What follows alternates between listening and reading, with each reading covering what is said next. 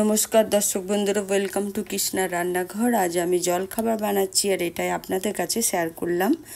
এখানে আমি এক বাটি আটা, এক বাটি ময়দা নিয়েছি, স্বাদ মতো লবণ, স্বাদ মতো মিষ্টি দিলাম, হাফ চামচ কালো জিরে দিলাম, হাফ চামচ জোয়ান, আর এখানে আমি হাফ চামচ কসুরি মেথি দিচ্ছি।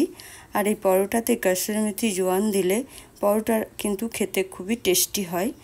এখন আমি একটু সাদা তেল দিয়ে খুব ভালো করে শুকনো অবস্থায় প্রথমেই মেখে নিচ্ছি আটা ময়দাটাকে। এরপর আমি জল দিয়ে আটা ময়দাটাকে মেখে নিচ্ছি।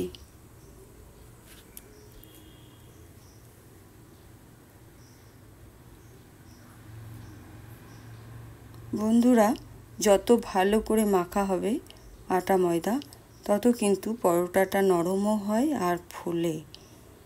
দেখুন আমার ময়দাটা মাখা হয়ে গেছে। এখানে আমি একটু তেল হাত করে আবার মেখে আমি 10 মিনিট মতো ঢাকা দিয়ে দিচ্ছি। ততক্ষণে পুরটা রেডি করে নিচ্ছি।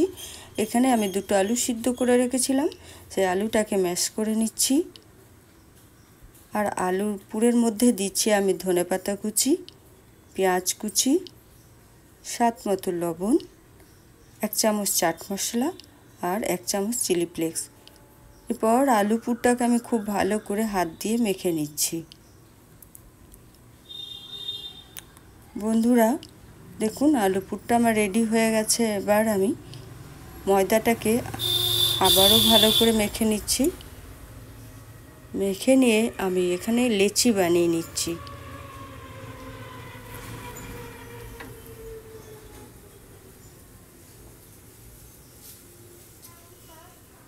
দেখুন এখানে আমার 6টা মতো লেচি হয়েছে। এখন আমি রেডি করে নিচ্ছি পরোটাগুলো। আমি এভাবে আলুর পুরটাকে ভরে মুড়ে নিলাম।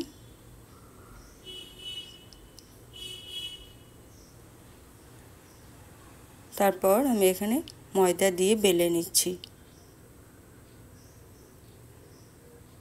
এখানে আমি পরোটাগুলো কিন্তু পাতলা করেই বেলবো আর বড় করেই বেলবো। দেখুন হয়ে গেছে। এদিকে ফ্রাই প্যান বসিয়েছি আর সাদা তেল দিয়ে দিয়েছি। সাদা তেলে আমি ভেজে নিচ্ছি।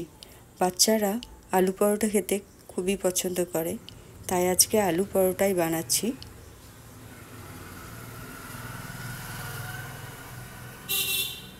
দেখুন এইভাবে সবগুলো পরোটা আমি বানিয়ে নিচ্ছি।